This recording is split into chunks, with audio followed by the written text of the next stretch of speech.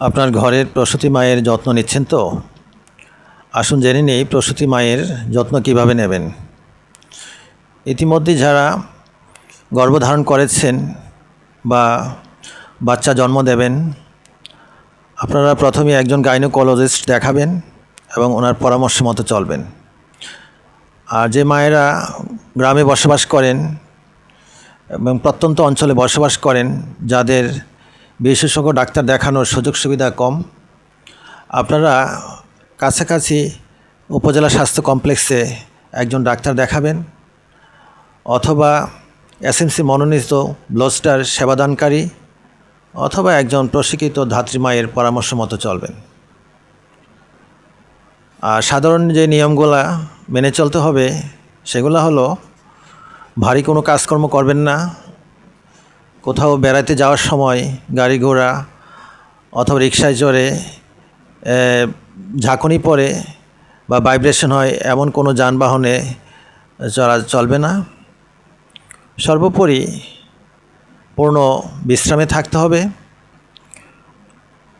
দিনে এবং রাতে অন্তত 10 ঘন্টা বিশ্রাম নিতে হবে।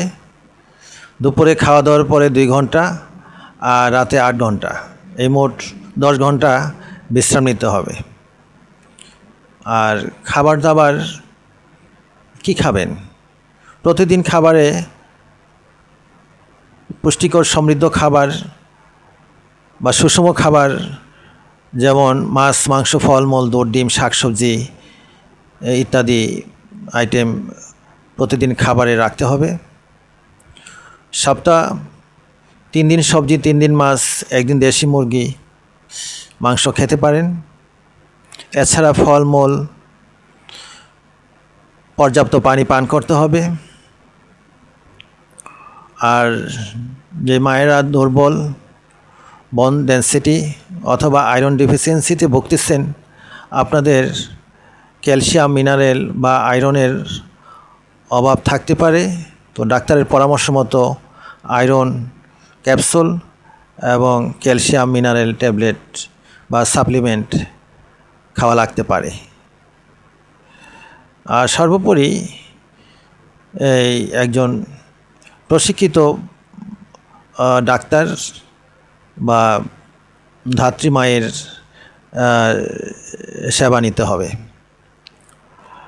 আর আরেকটি কথা হলো জরুরি, আপনারা পরিবারের বা আত্মীয় স্বজনের রক্তের গ্রুপ পরীক্ষা করে রাখবেন এবং যাদের সাথে রক্তের গ্রুপ মিল হবে অন্তত 2 জন ডোনারের মোবাইল নাম্বার ডায়েরিতে লিপিবদ্ধ করে রাখবেন, যেন জরুরি সময় ওনাদের সাথে যোগাযোগ করা যায়।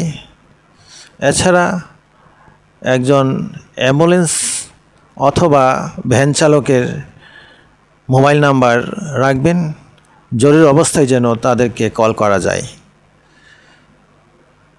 এছাড়া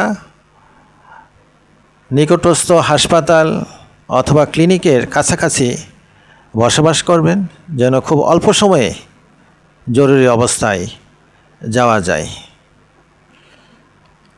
আর হাতে কিছু টাকা জমিয়ে রাখবেন,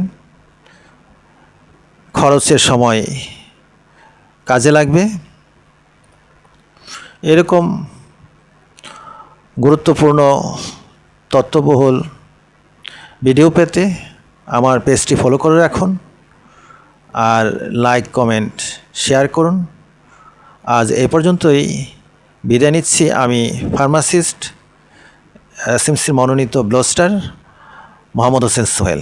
আসসালামু আলাইকুম।